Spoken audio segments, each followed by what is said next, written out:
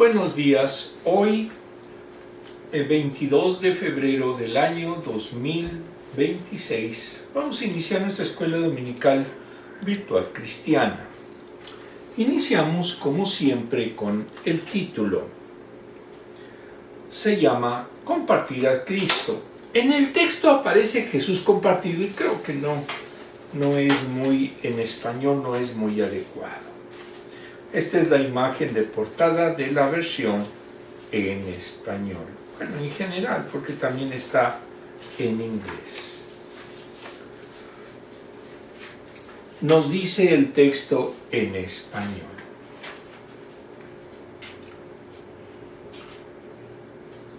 ¿Por qué la ponemos? Porque básicamente no es lo mismo la versión inglesa que española. A veces me parece mejor la versión inglesa, les soy sincero. Muy bien. Idea central. Interacciones cotidianas como oportunidades para hablar de Cristo. Aplicación para la vida. Es hermoso ver la diversidad cultural que hay en nuestros pueblos, en nuestros países. En el mismo país vemos diferencias de acento, comida, colores y costumbres. Esta diversidad proviene de un Dios creativo que ha hecho al ser humano y al resto de su creación con ese destello de particularidad y variedad. Así como el mundo está lleno de multiplicidad de colores y existen miles de diferentes especies animales, Dios ha creado al ser humano con similitudes y diferencias. Por naturaleza, nos gusta juntarnos con personas que se parecen más a nosotros, porque así nos sentimos seguros. Como hemos dicho antes, se nos hace difícil salir de nuestra zona de confort. Pero debemos recordar que el Evangelio habla a cualquier cultura, en cualquier momento y en cualquier lugar. El Evangelio es para todos. En Hechos 17 veremos un ejemplo magnífico de cómo el apóstol Pablo comunicó las verdades de Cristo a personas que eran tan diferentes a él, y encontraremos principios para aplicar en nuestras vidas. De esa manera nos sentiremos con confianza para hablar y compartir a otros a Cristo. Muy bien. Vamos a ver ahora la versión inglesa.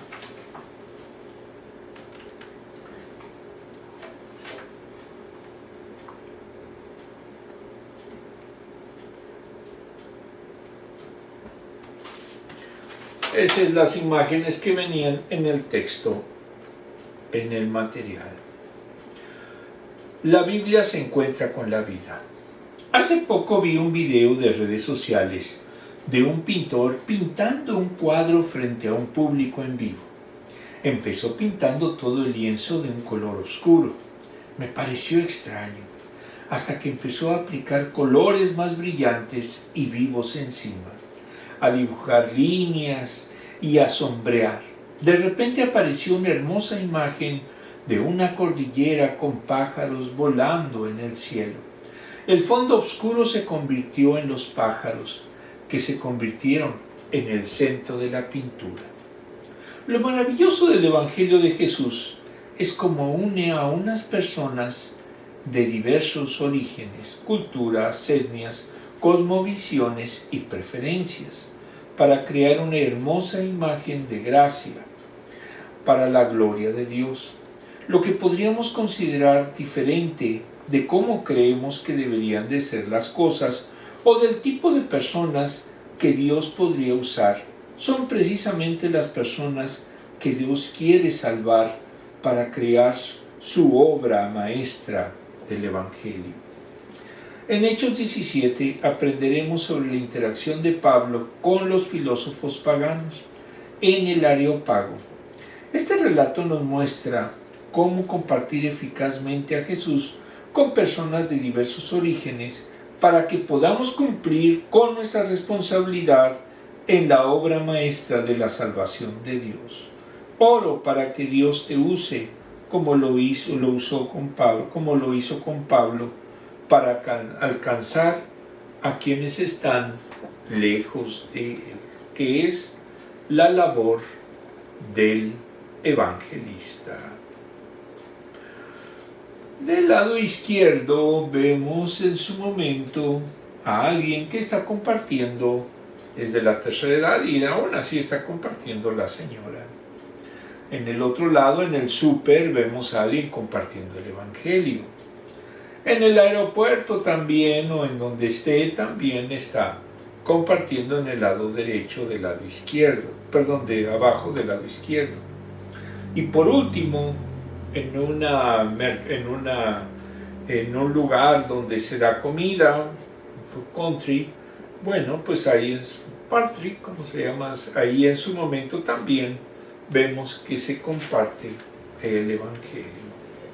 A Dios gracias en la iglesia en donde estamos yendo, que es la Grace Baptist Church, allí en Mission. Siempre los domingos se hace un mercado, un mercado, diríamoslo así, un aporte de alimentos gratuitos para la iglesia y los que vayan en su momento. Muy bien, vamos ahora a iniciar con nuestra lección. Hechos 17, del 16 al 18, en Atenas. Mientras Pablo los esperaba en Atenas, le dolió en el alma ver que la ciudad estaba llena de ídolos. Esa era la cultura griega, greco-romana.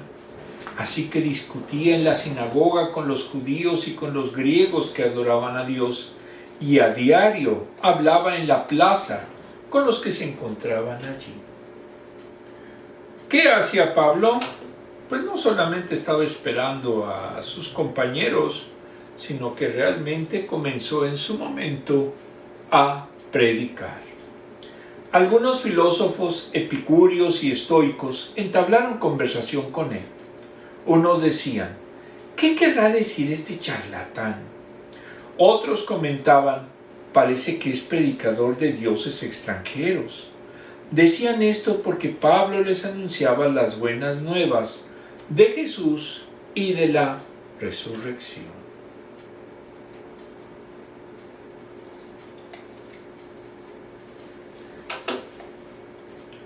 Ese sería una recreación de la Acrópolis. Este es básicamente de la plaza en donde se supone que Pablo también es una representación. Yo no sé exactamente cómo era Pablo. Tenía en su momento a los atenienses allí. Como siempre vamos a ver nuestro contexto. Cabe indicar que aquí utilizamos un libro que de hecho lo utilicé en el seminario, en el Southwestern Baptist Theological Seminary de Fort Worth, Texas, y me pareció muy interesante porque hablaba precisamente de este tema. En el libro Guía Holman de Apologética Cristiana de Doug Powell, editorial VIH en español, nos dice que la apologética tiene como propósito iluminar los obstáculos que se interponen entre una persona y la cruz de Cristo. Algunos ven a la apologética, teología, filosofía y evangelización como facetas del Evangelio, fuertemente entrelazadas entre sí. La apologética cristiana entraña el estudio de la doctrina, historia de la fe, filosofía, lógica y otras disciplinas relacionadas con el cristianismo. Deben conocer los hechos, los argumentos y la teología, y deben entender cómo se relacionan efectivamente con la cultura. También es informar, buscar y desentrañar la verdad y no dejarse arrastrar por mitos. Deriva del término griego apologeia, que es defensa, en el sentido de hacer una defensa legal. poner los argumentos a favor de algo. En el Nuevo Testamento es la defensa o vinculación o vindicación. Hechos 22:1, Filipenses 1:7, Primera de Pedro 3:15 y 16, Judas 3. Pablo puso en práctica en Hechos 17 del 22 al 34 lo que es la apologética. Allí les dice a los atenienses que era un pueblo religioso y entre sus dioses había uno que decía al Dios desconocido y lo adoraban sin conocerlo. Y a ese Pablo es al que anunciaba, el que hizo al mundo y a todas las cosas. No habita en templos o en figuras hechas por manos humanas. Si en alguna secta se dice que las estatuas son virtuosas, esa es idolatría. No.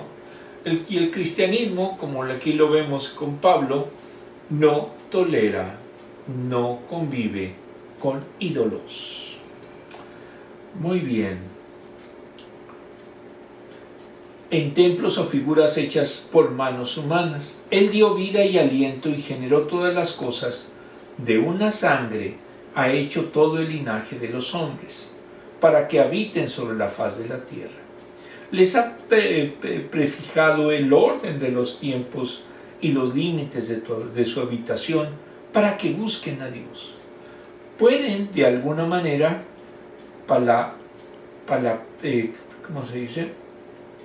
pueden hallarlo, o ciertamente no está lejos de cada uno, porque en él vivimos, nos movemos y somos, porque linaje suyo somos. La divinidad no es semejante a oro, plata o joyas, esculturas de arte y de imaginación de hombres.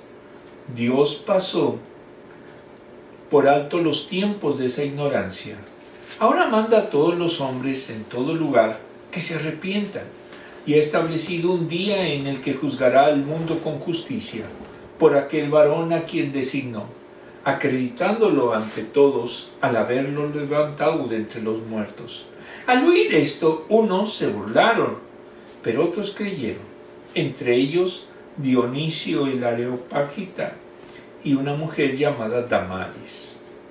La argumentación de Pablo se hizo en dos maneras. Primero, se dio cuenta de que tenía algo en común con la audiencia, pues ellos contaban con un sistema de creencias religiosas. Ellos creían en algo falso, tenían una cosmovisión religiosa, pero con muchos huecos. Pablo les presentó un sistema en el cual el poder creador y sustentador del universo es coherente con la idea de justicia, predominante en la ciudad griega. 2. Pablo se basó en el hecho en hechos que podrían ser investigados por cualquier persona que estuviera interesada. Si el cristianismo es verdad, se debe de sustentar en hechos y encontró el punto de contacto con aspectos históricos, físicos y temporales de la vida de Jesús. Jesús es una persona real que hizo y dijo determinadas cosas en un tiempo y lugar determinados. Los mitos o las religiones en su momento míticas, pues no tienen esa facultad. ¿Por qué? Pues porque simplemente los mitos fueron creados por otros seres humanos. Dice, la realidad de Jesús, su historicidad, es el fundamento del cristianismo. Sin ella no existe. Pablo estaba tan convencido de que este fundamento que llegó al extremo de señalar la afirmación más vulnerable de la fe cristiana. Cita, pero si se predica que Cristo resucitó de los muertos, ¿cómo dicen algunos entre vosotros que no hay resurrección de los muertos? Porque si no hay resurrección de los muertos, ¿tampoco Cristo resucitó? Y si Cristo no resucitó, vana es entonces nuestra predicación y vana es también nuestra fe. Y somos hallados falsos testigos de Dios, porque hemos testificado que Dios resucitó al Cristo, al cual no resucitó si en verdad los muertos no resucitan. Si los muertos no resucitan, tampoco Cristo resucitó. Y si Cristo no resucitó, entonces nuestra fe es vana. Aún estás en nuestros pecados, entonces también los que murieron en Cristo perecieron. Si solamente para esta vida esperamos a Cristo, somos los más dignos de lástima de todos los tiempos. Primera de Corintios 15, del 12 al 19. En el libro Comentario del Evangelio de Lucas y Hechos de Justo L. González, que es uno de los mejores tratadistas en materia histórica del cristianismo, de hecho él tiene una enciclopedia sobre la historia del cristianismo, Editorial CLIE, nos dice que no fue de Berea a Atenas, sino que algunos hermanos, esto hace suponer que fue por tierra el viaje, porque el barco no habría sido necesaria tal compañía. Manda instrucciones para que Silas y Timoteo se reunieran con él en Atenas lo más pronto posible. El propósito no era predicar, sino solo esperar a sus compañeros, versículo 16 del capítulo 17 de Hechos. Pero al esperar, su espíritu se enardeció. Ese no se aguantaba. Viendo que la ciudad estaba entregada a la idolatría. Antes, Atenas, antes gloriosa, hoy era una de las regiones más empobrecidas del Imperio Romano. Estaba relativamente despoblada, pero le quedaba algo de su vieja gloria. Todavía brillaban los mármoles de la Acrópolis, que alguna potencia se los llevó a su casa, con sus famosos portales, su panteón, el templo a Atenas, a la Virgen Partenos, el templo a Erecteo, el templo a la Victoria de Salada, etc. Y allí se continuaba el viejo culto a los dioses.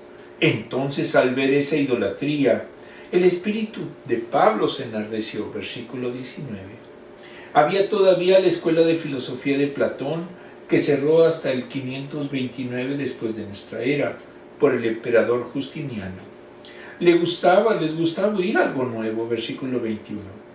Allí discutió con los judíos en la sinagoga y con los gentiles piadosos o temerosos de Dios, 10:2 de la plaza, la antigua ágora o alguna otra pequeña.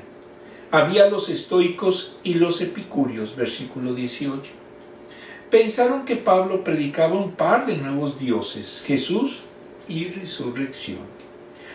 Por los epicúreos lo llevaron al Areópago, que era una colina al norte de la Acrópolis, separada de ella por un arroyo. Allí se reunió el tribunal de la ciudad. No se aclara si fue llevado a la colina o al tribunal, pero ambos seguían existiendo. Aunque su autoridad era limitada, el oír a Pablo fue mera curiosidad y no aparece que fuese un juicio. Parece que Pablo en la colina, puesto que el tribunal ya se reunía en otra parte, el discurso fue trascendente. Los llamó un pueblo religioso, no atacó a sus ídolos. Conozco a alguien que si ve a alguien de otra denominación o de otra que utilice algún tipo de imágenes, les llama idólatras, no sé quién será. Bueno, sino que se centró en una inscripción al Dios no conocido, que en griego era agnostos theos. Esto con ironía, y los ataca al decirles que se dicen ser tan sabios, pero son ignorantes, porque adoran a algo sin conocerlo. Y Pablo les anunció la verdad, al Dios vivo. Rechaza la idea de que Dios pueda ser de oro, plata o piedras, escultura, imagen o imaginación de los hombres. Yo también. Lo cual había sido ya criticado por Xenofante en el siglo VI antes de nuestra era. El Dios verdadero pasa por alto su ignorancia y manda que se arrepientan. Y les dice que viene el tiempo del juicio, versículo 31. La prueba de ello es la resurrección de Jesucristo. Al decir esto, unos se burlan, otros le dicen que en otra ocasión lo irán, queriendo decir nunca.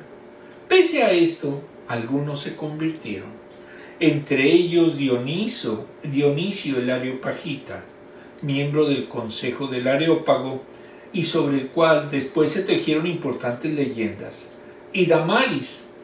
Alguien escribió en la Edad Media como si fuese Dionisio de Areopagita. Siempre ha habido el secuestro, el plagio, con estilo neoplatónico. Y esto de origen en que se confundiesen la fe cristiana con las disciplinas espirituales que conllevan al misticismo neoplatónico. Por último, agregado a lo anterior, en el libro Apóstol para las Naciones y los tiempos de Pablo de Tarso, César Vidal, editorial CLIE, nos dice que Atenas era un indiscutible punto de referencia cultural. Tuvo un sistema democrático en la historia, no exento de características imperialistas, ni de peligros demagogos, aunque perdió contra Esparta en las guerras del Peloponeso 421 al 402 antes de nuestra era. Sometido por Filipo II de Macedonia, se le permitió conservar una parte relevante de su antigua libertad. El koiné, que era el griego en que se escribió el Nuevo Testamento, era dialéctico ático, es decir, griego específicamente de Atenas. Roma los derrotó en 146 antes de nuestra era y los asimiló, denotando una admiración de su cultura por haber sido la ciudad natal de Sócrates y Platón, la patria adoptiva de Aristóteles, Epicurio y Zenón.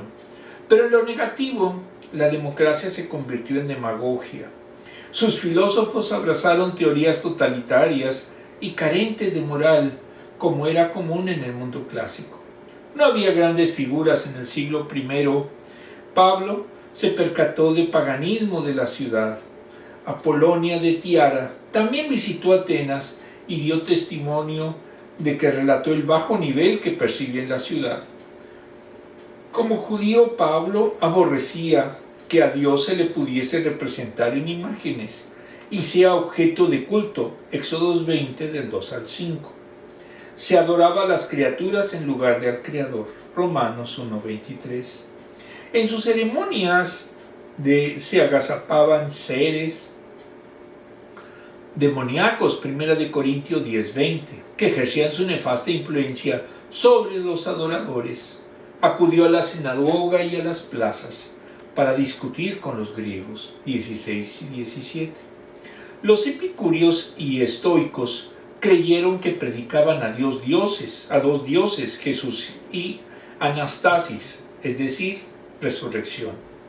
Lo condujeron al Areópago, para que pudiera dar su mensaje, Hechos 17 del 18 al 31. Según H.J. Carbury, no fue ficticio, ya que los especialistas en el mundo clásico se encuentran a defender la historicidad del evento. Meyer incluso afirmó que era inaudito que se dijese que este relato era una invención. Este discurso sigue las líneas generales de sus predicaciones. Es más elegante que el que dio en Listra, Hechos 13 del 14 y siguientes. Con referencia específica a la situación de Atenas, no se apeló a la escritura porque era desconocida para los atenienses. Buscó la manera de llegar al corazón de los oyentes. Permitieron levantar un altar al Dios desconocido, ya que si no le rendían culto, pudiera vengarse de ellos. Sucedió esto en la peste del siglo VI antes de nuestra era, y pese a que habían rendido sacrificios a las divinidades, no se había acabado el flagelo. Entonces pidieron consejo a Epiménides, el cual ordenó que se llevara un rebaño de ovejas blancas y negras, y que luego se soltara para que fuera a la senda que deseaba. En los lugares donde se detuvieran, lo sacrificaban al Dios propicio y oportuno. Lo desconocían, pero lo invocaban en medio de su dolor.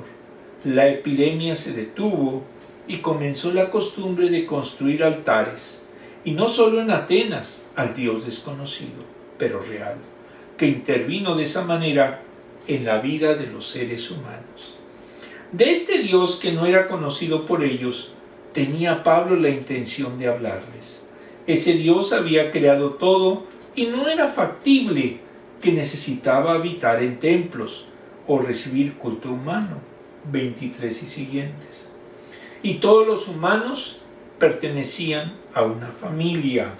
Versículo 26. Eso es algo que no entienden muchos. Versículo 16. Tomando como base para los versículos en concreto el libro Hechos de Samuel Pérez Millós, editorial CLIE, nos dice que Pablo, mientras esperaba a sus compañeros, recorría la ciudad. Quizás llegó a la Acrópolis, donde estaba el Panteón, el templo de Palas Atenea, con la estatua de marfil y oro de la diosa. Ella era la personificación de la sabiduría. Junto a ella Zeus de Olimpia, además de una gran cantidad de dioses con sus altares y templos, saturaban la ciudad. Junto a la Acrópolis estaba el templo de Arecteón, diosa de la abundante vegetación en Grecia. Cerca estaba el templo de Augusto, emperador de Roma, donde se le rendía culto. En cada cumpleaños de los dioses se celebraban fiestas nacionales con expresiones culturales y lúdicas. Eran unas orgías. Y como vemos, era en los cumpleaños de las deidades. Como en el caso de Cristo no existía la fecha del cumpleaños, pues se la inventaron, eso ya sabemos. El momento cumbre era cuando el pueblo subía a la cumbre y ofrecía a la diosa un vestido de color azafranado, tejido por vírgenes. También estaba el templo de Nike, con su perspectiva sobre el mar. Ya sabemos de dónde viene Nike, que impresionaba a todos. Era la capital religiosa de todo el mundo. Esta situación de idolatría le exasperaba el espíritu a Pablo. Él conocía al verdadero y único Dios. Por lo tanto, los ídolos eran algo inadmisible. Una ira santa se encendió dentro de él. Era una condición espiritual que sentía en su alma.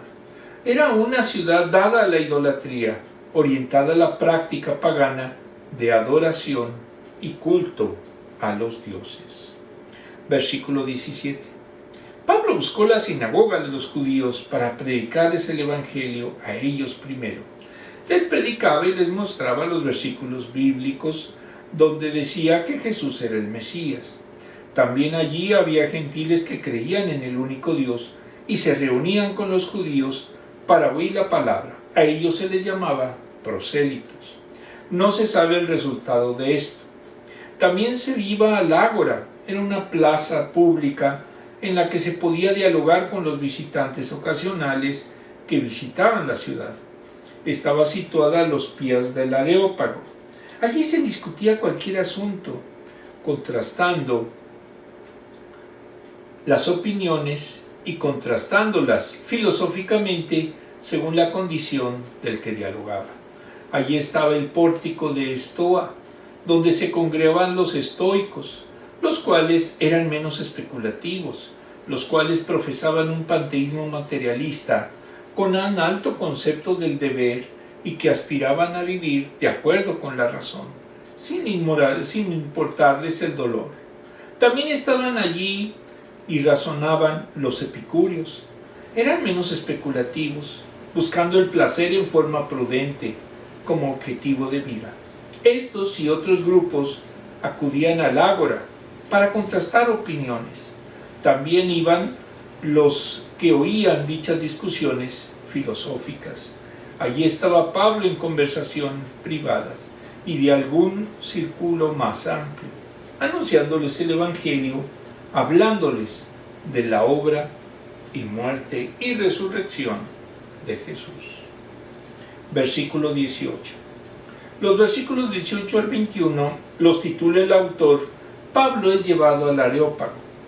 Epicúreos y estoicos discutían con Pablo. Los estoicos eran seguidores de Epicúreo. No, más bien serían los epicúreos, pero ellos enseñaban que la naturaleza era la esencia de todas las cosas y que el universo estaba compuesto de átomos eternos e indestructibles. Decían que la naturaleza, por medio del placer y del dolor, enseña a distinguir el bien y el mal. Creían que los dioses eran capaces de airarse independientemente ante la debilidad humana, y no intervenían ni participaban en el asunto de los hombres. Para los epicúreos, el placer era el sinónimo de felicidad, por lo que siempre, entonces los otros eran los, ¿cómo se llama? Bueno, ahorita lo vemos. Buscaban nuevas experiencias sensuales, haciendo de esto la mira de su vida. Sigue siendo lo mismo, hay muchos epicúreos en nuestros días. Los estoicos eran los primeros que decíamos, seguidores de Zenón de Sitio, 315 al 263, eran auténticos panteístas, afirmando que el único Dios era el alma del universo y que daba vitalidad a todo, pero carecía de personalidad y trascendencia. Exhortaba a sus seguidores a aceptar las leyes de la naturaleza y la conciencia y a tratar de ser indiferente al placer, al dolor y al gozo. Charlatán, que era la palabra que le dijeron a Pablo, en griego literalmente era recogedor de semillas. Era despectivo y se refería al que recogía desperdicios en el mercado. Lo veían como un recogedor de pedazos o retazos de cultura y conocimiento, donde podían otros lo consideraban predicador de nuevos dioses, es decir, divinidades extranjeras, no conocidas en Atenas. Esto por el mensaje que Pablo anunciaba hablando de Jesús y de su resurrección. Ninguno de ellos había oído hablar de Jesús, por lo que su mensaje les hacía suponer que se trataba de nuevos dioses, que el enviado de ellos quería anunciarlos a los atenienses. Desglose. ¿Alguna vez has visitado alguna gran ciudad? Yo viví en una. Hay ciudades que son famosas por su historia, su arquitectura y su belleza. Cuando he tenido la oportunidad de visitar alguna metrópoli famosa, por un lado me impresiona su belleza, y por esto y por otro, me entristece la decadencia que veo a mi alrededor. En medio de tanta belleza y movimiento, muchas personas viven sin Dios, buscando significado en cosas que nunca llenarán su corazón. Algo similar le ocurrió a Pablo cuando llegó a Atenas. Mientras esperaba a sus compañeros, recorrió la ciudad y su espíritu se entristeció. Dice la palabra que se enardeció, no se entristeció, al ver tanta idolatría. Atenas, con toda su cultura, conocimiento y arte, estaba perdida en la adoración a dioses falsos. Pero en lugar de lamentarse o criticar desde la distancia, Pablo decidió actuar. 1. Un espíritu inquieto por la verdad, versículo 16. La Biblia dice que el espíritu de Pablo se enardeció al ver la idolatría de la ciudad. No era una simple molestia o incomodidad, era un profundo dolor espiritual. Pablo veía más allá de las estatuas y templos, veía personas atrapadas en la mentira que vivían sin conocer al Dios verdadero. ¿Nos pasa lo mismo hoy? ¿Nos conmueve el estado espiritual de quienes nos rodean? Qué fácil es agitar la cabeza con un gesto de tristeza y nada más. Pero Dios quiere que entremos en acción y aprovechemos las oportunidades que tenemos para compartir el Evangelio. 2. Una conversación con Cristo, versículo 17. Eso hizo el apóstol, entró en acción, fue a la sinagoga para hablar con los judíos y luego se dirigió a la plaza pública donde cada día conversaba con quienes estaban dispuestos a escuchar. No esperaba que la gente viniera a él, sino que él fue a ellos. ¿Cómo podemos aplicar esto? No necesitas estar en una gran ciudad para compartir tu fe. Puedes empezar con una conversación en el trabajo, en la escuela, en el mercado o incluso en casa. Se trata de hablar de Cristo en cada oportunidad que tengamos. ¿Lo hacemos? No, La mayoría de las veces no. 3. Un mensaje que desafía al mundo, versículo 18. Mientras Pablo predicaba, algunos filósofos comenzaron a debatir con él. Unos lo llamaron palabrero, ya dijimos lo que era. Otros pensaron que hablaba de nuevos dioses. No todos entendieron su mensaje y algunos lo ridiculizaron. Sin embargo, eso no lo detuvo. Su mensaje era claro.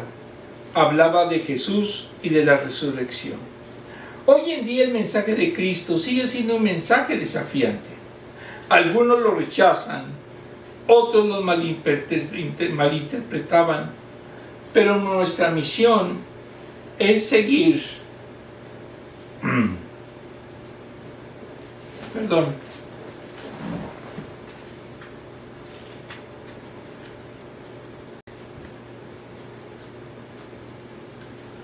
Perdón por las dificultades de la garganta. Bueno, continuamos. Hoy en día, el mensaje de Cristo sigue siendo un mensaje desafiante. Algunos lo rechazaron, otros lo malinterpretaron, pero nuestra misión es seguir anunciándolo con fidelidad. Pablo no permitió que la idolatría de Atenas lo desanimara. En lugar de huir o quedarse callado, llevó el Evangelio al centro de la conversación. Hoy vivimos en un mundo lleno de ídolos modernos. El materialismo, el éxito, el entretenimiento vacío, la idolatría. ¿Qué haremos al respecto? Que el Señor nos dé un corazón ardiente por su verdad, valentía para hablar y firmeza para predicar el Evangelio sin importar la reacción de los demás. El sermón del Areópago es el modelo de lo que es la apologética.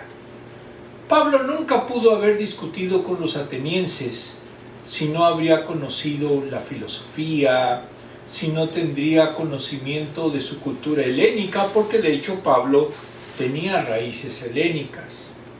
Entonces, todo esto en su momento hace que esto sea un pilar fundamental en lo que es la defensa de la fe. Muy bien, vamos ahora a ver las preguntas de esta lección. Las primeras preguntas de la lección.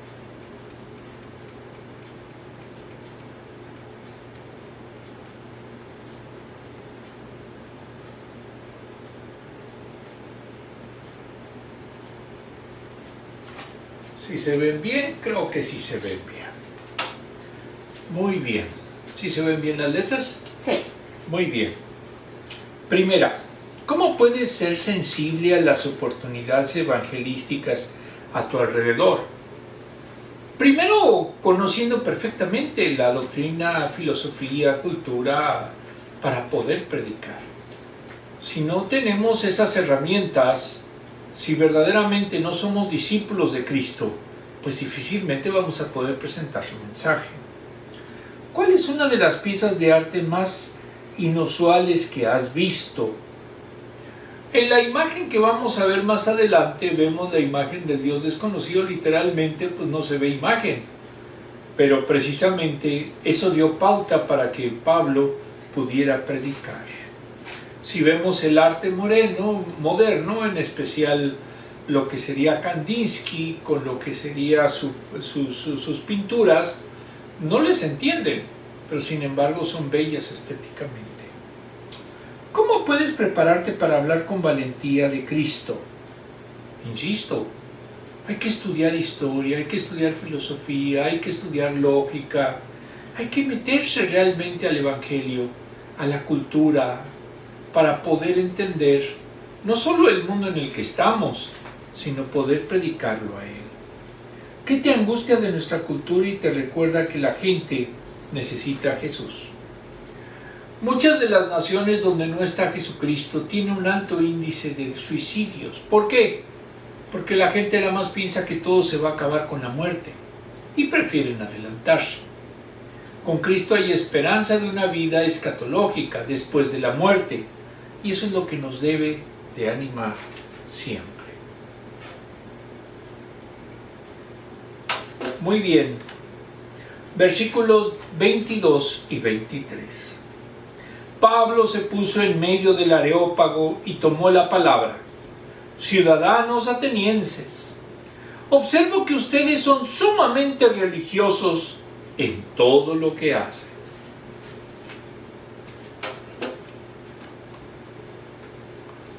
Al pasar y fijarme en sus lugares sagrados, encontré incluso un altar con esta inscripción: a un Dios desconocido. Pues bien, eso que ustedes adoran como algo desconocido es lo que yo les anuncio.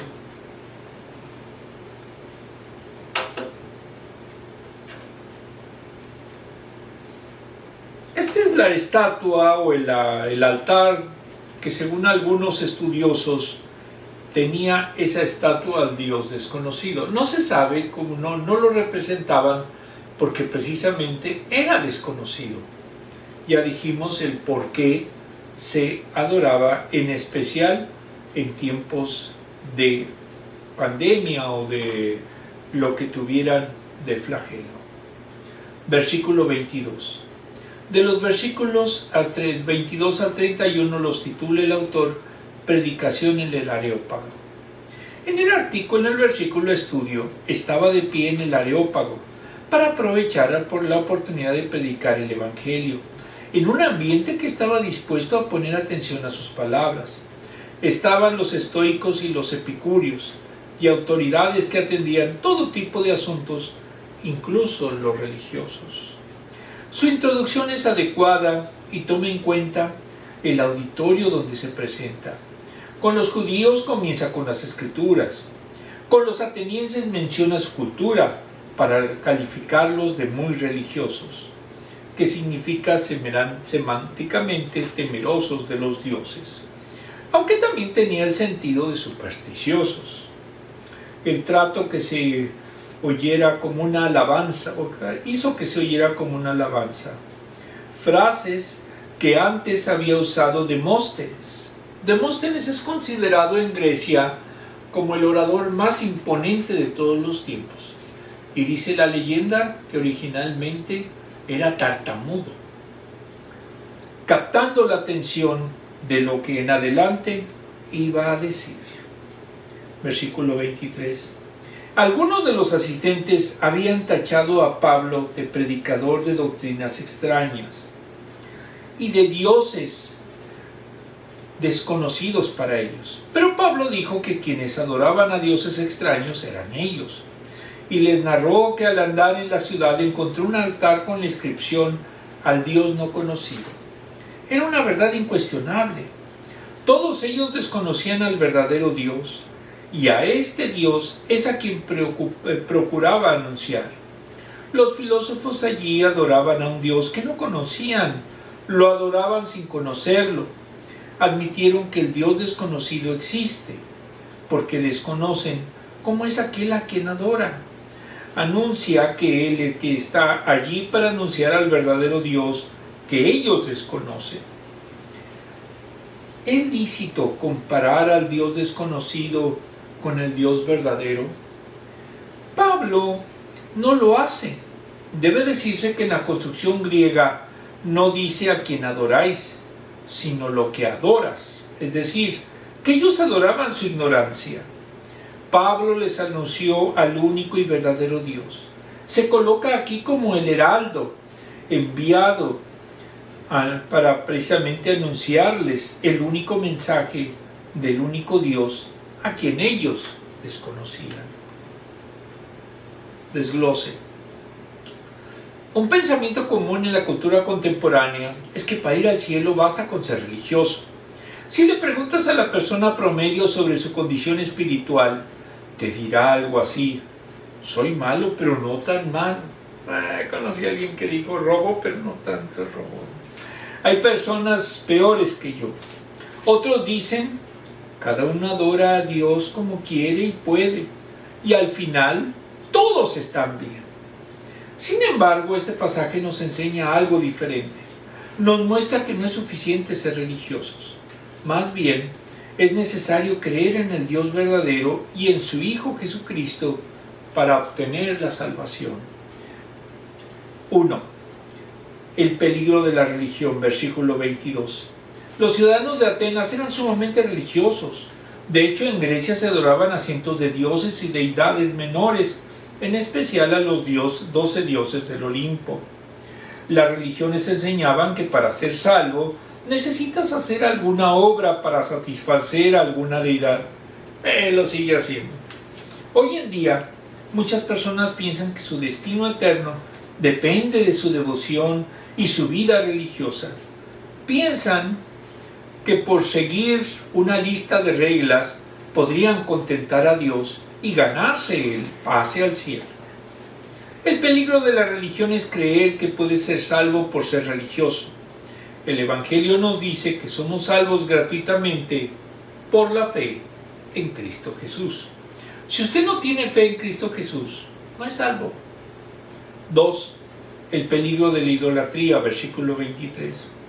Los atenienses eran idólatras con templos, imágenes y ornaciones sagradas por todos lados en la ciudad. Fácilmente podríamos pensar que la idolatría del mundo antiguo ya no existe hoy, pero solamente la hemos suplantado por otros dioses, ídolos modernos como el dinero, el sexo, la fama o el alcohol o las drogas. Incluso podemos idolatrar cosas buenas que Dios nos ha dado como la familia o el trabajo y convertirlos en ídolos.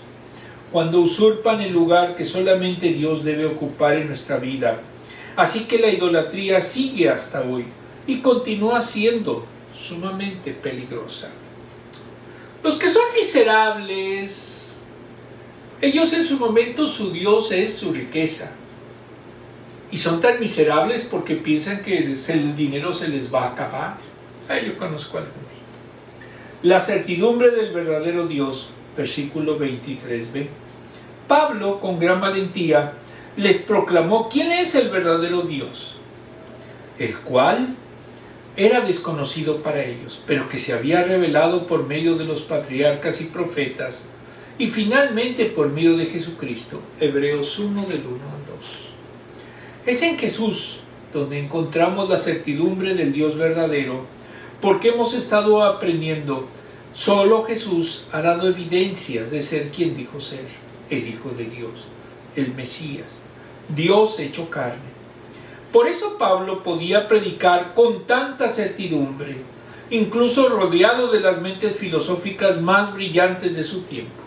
Por lo tanto, como cristianos, debemos tener cuidado de aceptar el pensamiento cultural contemporáneo. Recordemos que no basta con ser religioso, pues la religión en muchos casos aleja a las personas del verdadero evangelio. En lugar de creer en la mentira de que yo puedo salvarme por medio de mis obras, debemos proclamar la verdad bíblica de la salvación gratuita por medio de la fe en Cristo. Muy bien.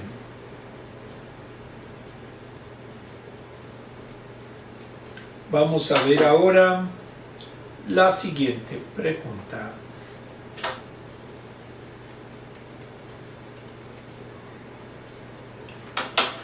Tres. ¿Cuál es el peligro de considerarse una persona religiosa? Las personas religiosas, y conozco muchas, piensan que si siguen ritos encuentran salvación. Piensan que si se confiesan todos los pecados porque nunca se han arrepentido, van a ir directo al cielo. Pero eso no es cierto. Uno de los requisitos para verdaderamente ser cristianos es arrepentirse y no volver a cometer los mismos errores. Si uno solamente dice que se arrepiente, pero sigue cayendo una y otra vez en los mismos errores y pecados, pues nunca se ha arrepentido. Y si nunca se ha arrepentido, pues no es cristiano. Medite si usted ha cambiado realmente, y si verdaderamente ha cambiado, entonces usted es salvo. Si no, cuestione realmente su salvación. ¿Cuáles son algunas barreras para introducir el Evangelio en esta cultura? La primera, la ignorancia. La mayoría de los países, incluyendo aquí nuestro país, en Estados Unidos, tiene gente muy ignorante. Algunos hasta llegan a ser políticos o llegan en su momento a ser presidentes. Y eso es lo triste, porque lamentablemente cuando el ignorante, que no entiende lo que pasa, sino que solamente se guía por sus impulsos o sus depravaciones, actúa, pues simplemente lleva al desastre a una nación. Muy bien, vamos a continuar. Versículos 30 y 31. Pues bien, Dios pasó por alto aquellos tiempos de tal ignorancia, pero ahora manda a todos, en todas partes, que se arrepientan.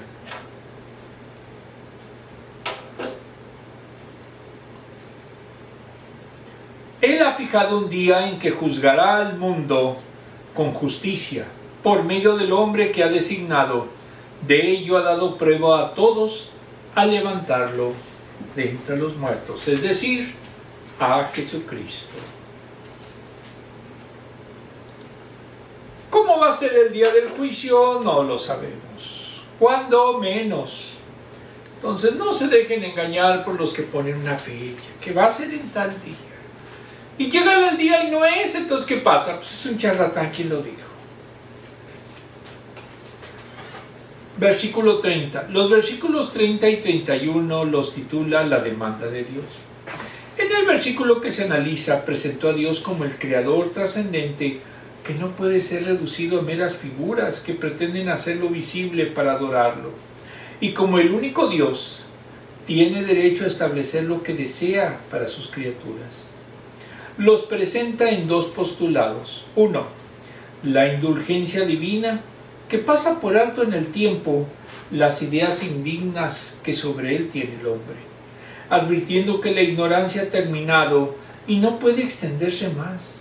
Esa ignorancia que hacía que no buscasen al verdadero Dios, y a pesar de sus manifestaciones visibles en la naturaleza, que no es tan libre de culpa, fue pasado por alto y permitió que los hombres siguieran sus propios caminos. 14:16. Dios no justifica a los hombres que considera responsables de su conducta. Romanos 1:19 y 20. Por lo que al oír el Evangelio ya no puede perdonarlo, porque Cristo ha hecho la obra de redención. 2. Dios manda a los hombres a arrepentirse. Esa es la demanda que se deriva de la predicación. Es la expresión natural de la fe, que descansando en Dios y aceptando su mensaje de salvación, dejan los ídolos para pensar en ellos como Dios, para pensar en ellos como Dios, para alejarlos y volviéndose a Él, aceptándolo como el único Dios. Esta demanda no es una opción, es un mandamiento. No es súplica divina que hace el que no lo hace se pique, y el que no lo hace se perderá. Juan 3:36. El llamado del Evangelio es universal, alcanza a todos los hombres sin excepción y todos los lugares, es decir, en cualquier parte del mundo. Versículo 31. La urgencia de atender el mensaje y creer obedece a que el mismo Dios que llama al arrepentimiento ha determinado juzgar a todos los hombres en justicia. Establece un día en el que lo hará. Hebreos 9:27. La justicia de Dios se manifiesta en ese acto judicial. Salmos 9:8, 96:13, 98:9. El que no lo creó y el que pide arrepentimiento será quien lo juzgue. Fue más su asombro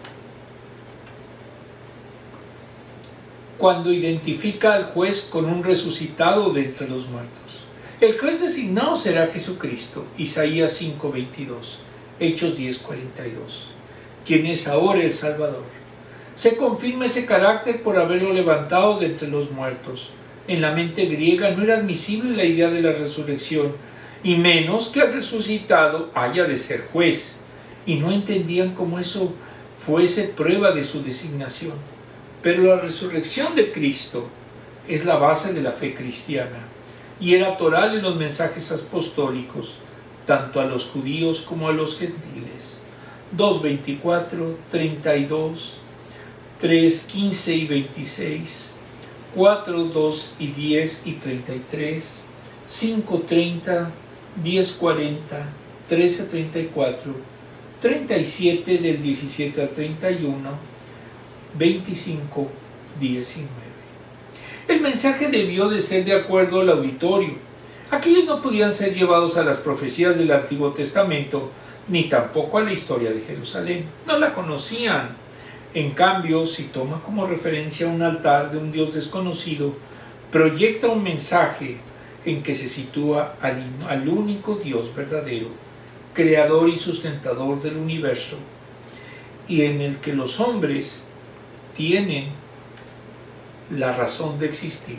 Anuncia a todos la voluntad divina de juzgar con justicia a los hombres, proclamando arrepentimiento, advirtiendo que Dios ya designó al juez, acreditando el nombre que juzgará a los hombres mediante el hecho de su resurrección. Esto no procede de la filosofía humana, sino de la fe. Pablo habló del pecado de los hombres, del arrepentimiento a que Dios llama, del juicio, de la resurrección. Estos son los pilares básicos del Evangelio, al margen y por encima de cualquier filosofía humana. Pero no debemos olvidar que el discurso estuvo orientado a los filósofos atenienses. Reflexión del libro 95 tesis para la nueva generación de Lucas Magnin, editorial CLIE. Tomamos las números 21. La verdad no importa de qué causa o ideología provenga, debe ser valorada y reclamada en nombre del Evangelio. Y la 22. Si realmente quiere ser cristiana, cualquier verdad, causa o ideología, por valiosa o vigente que sea, debe ser bautizada por la cruz. Pocas veces me encuentro un texto que se adecue a lo que es el mensaje el mensaje divino. Vamos a verlo aquí. Dice: lejos de sentirse acobardado por la complejidad del mundo, el cristianismo ha tenido la insólita capacidad para el diálogo, al tener que cambiar de geografía o contexto cultural. Otras religiones, filosofías o ideologías han desaparecido. El Evangelio, sin embargo, ha logrado traducir su mensaje a realidades, épocas, culturas y desafíos diversos como la humanidad misma. Quizás no haya al respecto una escena bíblica más clara que esa visita de Pablo al Areópago de Atenas. Mientras caminaba, observó la gran cantidad de lugares sagrados y uno de sus altares tenía la siguiente inscripción: a un Dios desconocido. Este Dios a quien ustedes rinden culto sin conocerlo, es a quien les hablo. Hechos 17:23. El apóstol no despreció las expectativas previas ni el entorno cultural religioso de los atenienses. No hizo borrón y cuenta nueva.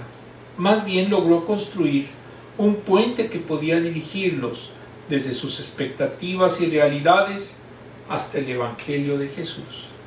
En la segunda mitad del siglo XX se produjo un fenómeno fundamental para entender los dilemas de la Iglesia en nuestros días. La crisis ideológica que acompañó al final de la Segunda Guerra Mundial, sumada al revisionismo de la herencia colonial en los países del tercer mundo, el avance de las telecomunicaciones y la globalización, sensibilizaron a la Iglesia sobre la situación global. Tomamos conciencia de que el mundo era más grande y complejo de lo que habíamos percibido por mucho tiempo. La teología cristiana, producida mayormente en instituciones europeas, necesitaba escuchar y tomarse en serio las preocupaciones, preguntas y aportes de experiencias ajenas a la realidad del origen.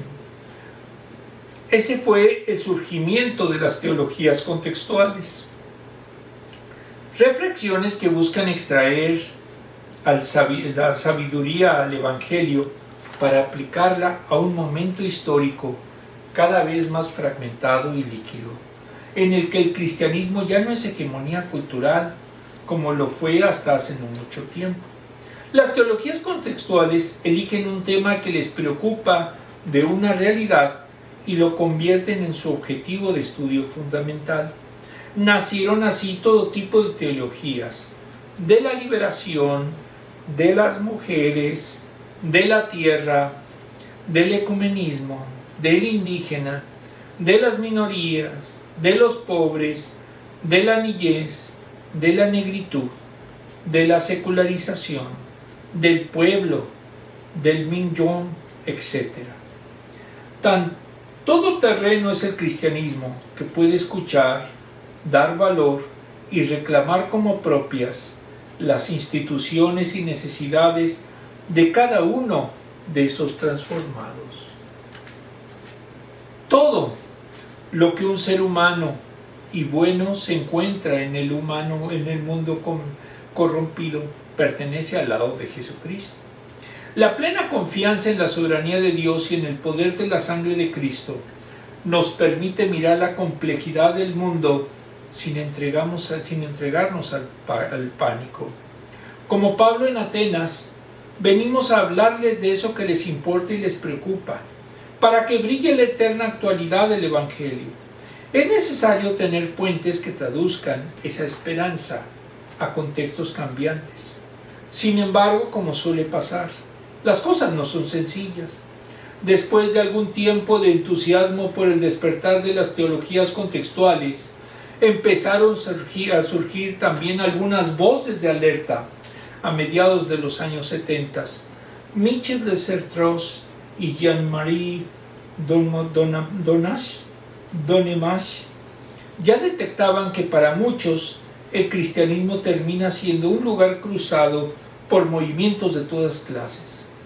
Lo utilizan para todos los fines: el deseo de situar culturalmente el mensaje cristiano y hacerlo relevante para una sociedad cada vez más secular, iba reduciendo el Evangelio a un eco que repetía sin variaciones aquello que la cultura abrazaba como bueno o rechazaba como malo. Clovis Boff, uno de los referentes mundiales de la teología de la liberación, se empezó a sentir incómodo ante la pobreza teológica que había en algunas producciones de algunos de sus compañeros.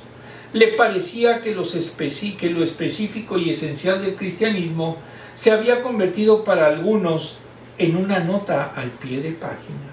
A su vez, aquello que algunos sectores creían urgente, relevante, históricamente significativo o liberador, terminaban dictando la agenda del cristianismo. Escribió entonces que una teología, cita, que se deja enredar por este juego y que se disfraza de sociología o de política por vergüenza de sí misma, con la intención de recuperarse y hacerse digna de crédito, no hace más que sacar a plena luz del sol los síntomas de su situación morbosa y por lo tanto de su fin próximo. Sigue teniendo validez este argumento. Desglose. El mensaje del Evangelio es la proclamación del amor de Dios para con los seres humanos. Dios salvó al mundo de tal manera que envió a su Hijo para la salvación de todo aquel que cree en Él. Juan 3:16. En la historia de la humanidad, el Señor ha usado incontables personas para proclamar la verdad de la salvación en Jesús. De hecho, cada creyente tiene la responsabilidad de proclamar a Cristo. En este pasaje vemos la conclusión del discurso de Pablo, en el cual es un llamado al arrepentimiento y la fe por medio de estos versículos. Vemos varias características de la naturaleza de Dios. 1. Dios es misericordioso, versículo 30a. Por cientos de años Dios ha tenido misericordia de las naciones, pues no conocían el mensaje de Jesús. Aunque Dios siempre juzga el pecado, muchas veces aplaza su juicio sobre las personas para mostrarles gracia. En esto el Señor reitera su misericordia y bondad para todos, como dijo Jesús. Cita: vuestro Padre que está en los cielos, que hace salir el sol para malos y buenos, y que hace llover para justos e injustos. Mateo 5:45. Los ciudadanos de Atenas, sin saberlo, habían sido beneficiados de la misericordia de Dios verdadero, al que hasta ese momento desconocían. 2. Dios es Salvador, versículo 30b. El mensaje de arrepentimiento es el mensaje de salvación, pues la conversión del alma viene por medio del arrepentimiento y fe. Marcos 1:15. De la misma manera que los griegos tenían que reconocer su idolatría, arrepentirse de ella y creer en Jesús, también nosotros, el día de hoy, necesitamos reconocer nuestro pecado y correr a los pies del Salvador.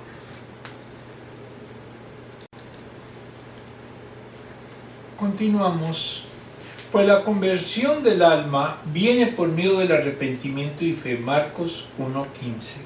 De la misma manera que los griegos tenían que reconocer su idolatría, arrepentirse de ella y creer en Jesús, también nosotros el día de hoy debemos reconocer nuestro pecado y correr a los pies del Salvador. Es por su gracia y misericordia que hemos recibido este maravilloso mensaje de cómo envió a su Hijo para redimir a la humanidad. Estamos proclamando este mensaje con otros. 3. Dios es justo, versículo 31. La misericordia de Dios no cancela su justicia. Dios ha establecido un día en el cual juzgará al mundo con justicia por medio de Jesús, a quien Dios ha designado juez del mundo. A los creyentes esto debe traernos una tremenda seguridad por saber que la justicia está en última instancia a cargo de Dios. Podemos confiar en que Él juzgará al mundo con justicia y que salvará a aquellos que han creído en su Hijo, porque así lo prometió. Dios nos ha llamado a ayudar a otros a comprender la necesidad y urgencia del Evangelio. Debemos decirles a los demás que hay salvación en Jesús y que para que pueda ser gratuita para nosotros, el precio fue la sangre preciosa del Cristo. Efesios 2, 8 y 9. Ese hermoso mensaje que predicó Pablo es el mismo que proclamamos hasta el día de hoy. Que así sea. Muy bien. Vamos a ver las últimas preguntas. Venimos saliendo de algunas cuestiones de salud y disculpas, pero lo importante es, pese a esto, dar el mensaje. Muy bien. Cuarta, ¿en qué has experimentado el amor de Dios esta semana? En que, como dije, hemos estado experimentando problemas de salud, y aún así nos ha permitido poder grabar esta escuela. Eso es maravilloso. Además de que también, gracias a Dios y por tener la esposa que tengo, pues nos hemos estado recuperando cada vez más. ¿Cuáles son algunos puentes para introducir el Evangelio en esta cultura? Primero debemos de conocerla. No podemos buscar puentes si no conocemos la cultura. En lo personal me gusta ver series para poder entender cuál es el pensamiento actual y por lo tanto saber dónde podemos tender algún puente. 5. ¿Cómo demostrarás el amor de Dios a otros esta semana? Buscando predicarles. La escuela tiene un fin evangelístico. Busca dar el mensaje de Cristo tal como es, no como yo crea, sino basado en doctrina, basado en textos bíblicos, en filosofía, y todo eso para que pueda llegar a un mayor número de personas. La última pregunta, ¿cómo puede nuestro grupo involucrar algunas de las diferentes culturas en nuestra comunidad con el Evangelio? Lamentablemente veces somos muy sectarios, los hispanos con los hispanos, los anglos con los anglos. Me tocó en Las Vegas ver que los de piel oscura no permiten que nadie entre a sus iglesias. Entonces, lamentablemente no sabemos ser multiculturales y necesitamos serlo, porque el Evangelio no admite exclusivismos. El Evangelio es para todos los seres humanos, para todas las razas, para todas las culturas, y por eso debemos predicarlo constantemente. Muy bien, ahora van a ser 2 versículos. Hechos 17 del 24 y 25. El Dios que hizo el mundo y todos, el Dios que hizo el mundo y todo lo que hay en él, es Señor del cielo y de la tierra. No vive en templos construidos por hombres.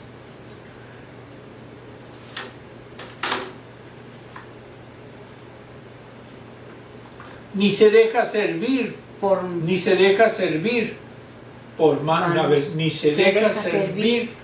manos humanas, como si necesitara de algo. Por el contrario, Él es quien da a todos la vida, el aliento y todas las cosas. Hechos 17, 24 y 25. Amantísimo Padre, te pedimos, Señor, que tú nos sigas sanando, que tú, Señor, nos hagas entender que eres tú el sustentador de todo, y que en el mensaje de Pablo entendemos que para poder defender la fe necesitamos conocer cultura, filosofía, sociología, antropología, historia, teología, pero sobre todo, Señor, tener conciencia de que tú eres el Dios verdadero y necesita el mundo arrepentirse antes de que llegue el día del juicio. Todo esto, Señor, te lo pedimos en el sagrado nombre de nuestro Señor Jesucristo. Amén. Amén. Nos vemos el próximo domingo.